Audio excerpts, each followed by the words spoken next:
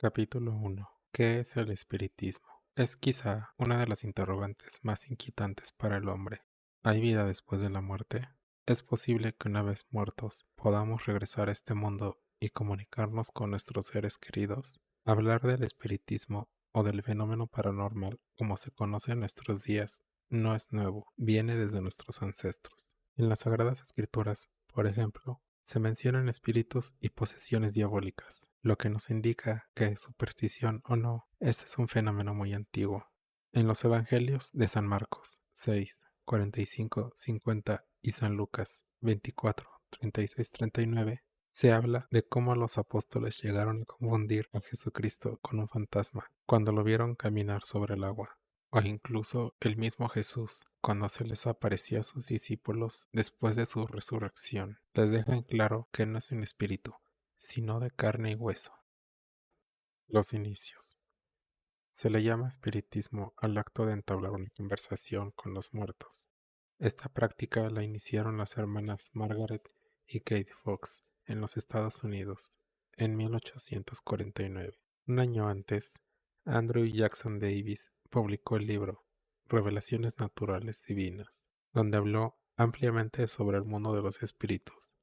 En él decía que el espíritu de cualquier persona puede permanecer vivo después de la muerte, algo totalmente novedoso para su época, pues nadie hablaba de estos temas. Regresando al caso de las hermanas Fox, ellas presuntamente se comunicaban con un ser que habitaba en su casa por medio de golpes en las paredes o muebles. Todo esto comenzó cuando llegaron a su nuevo hogar. De repente alguien las molestaba por las noches. Se escuchaba que pegaban en las paredes, en la mesa, hasta que perdieron el miedo y trataron de comunicarse con ese ente. Un golpe significaba sí y dos no. Así lograron establecer contacto. Después fueron desarrollando esta técnica y elaborando preguntas más sofisticadas. Cuando las hermanas Fox ganaron notoriedad, gente de otros lugares corría a ellas para tratar de comunicarse con sus difuntos. Para muchos, este caso fue un fraude, y a pesar de que Margaret y Kate Fox así lo aceptaron, tiempo después se descubrió en la casa de ellas la osamenta de una persona, la cual se entiende que era quien las molestaba. Al retirarse las hermanas Fox, aparecieron más mediums, pero estos se dividían en dos tipos: mentalistas y físicos. Los mentalistas trabajaban con base en la escritura automática y los físicos pedían a los espíritus que se manifestaran moviendo sillas o la misma mesa donde estaban. Obviamente, esto provocó la aparición de farsantes que preparaban todo para que en determinado momento los objetos cayeran y se escucharan sonidos extraños, algunos con el pie oculto por debajo de la mesa, hacían tocar campanitas, atribuyéndole este fenómeno al difunto.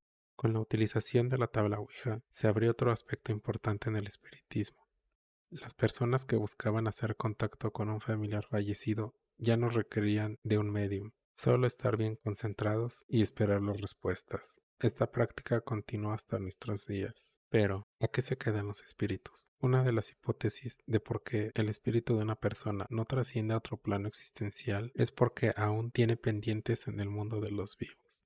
Hay decenas de casos donde se habla que fulanito vio a una persona, convivió con ella o le entregó algo, ya sea dinero, un reloj, lo que sea, y tiempo después se entera que ya estaba muerta.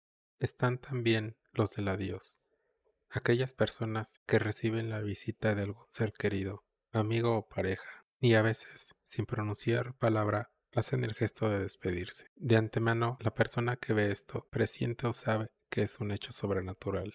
Tenemos a los posesivos, que pueden ser de una persona o de un lugar, digamos una casa. Cuando una familia llega a vivir a un nuevo sitio, algunos afirman que los espantan. Incluso dan detalles sobre las características físicas del espectro que los está molestando, y llegan a la conclusión que es la persona que antes vivía ahí. Cuando se trata de personas, son los clásicos amores que nunca se olvidan, incluso después de la muerte. Otra de las clasificaciones es la de los espíritus chocarreros, que lo único que hacen es hacer travesuras. Por lo regular esconden cosas, tiran trastes, etcétera. Por fortuna no hay agresiones, como es el caso de los vengativos. Quienes sí fueron víctimas regresan del más allá para cobrársela. También hay fantasmas llamados trabajadores, que al parecer no se han dado cuenta de que ya están muertos y continúan sus labores cotidianas con normalidad. Esto se ve mucho en fábricas o edificios muy viejos. Clasificación de los espíritus. De acuerdo a algunos investigadores, los fantasmas, espectros, etc. no son lo mismo. La siguiente clasificación es actual y aún no existía cuando las hermanas Fox vivían, por lo cual significa un avance importante en la investigación del llamado fenómeno paranormal. Fantasma. Es una imagen engañosa, no está muy bien definida, como un bulto por ejemplo. Un fantasma no interactúa con los vivos, solo se le ve pasar y ya. Espectro. A diferencia del fantasma, este sí habla, toca, actúa con normalidad. Se sabe de su fallecimiento tiempo después, cuando alguien no lo informa. Estos casos son muy recurrentes en México. Poltergeist. Son los que no se ven, pero se oyen. Gustan de hacer bromas o tirar objetos. Existen más clasificaciones, pero en general estos son los tres grupos más frecuentes. Así que si usted ha tenido alguna experiencia con el más allá, no se preocupe, no ha sido el único. Si estos temas son de tu interés, estaré subiendo un capítulo cada día. Te invito a que me sigas para no perderte ninguno. Hasta la próxima.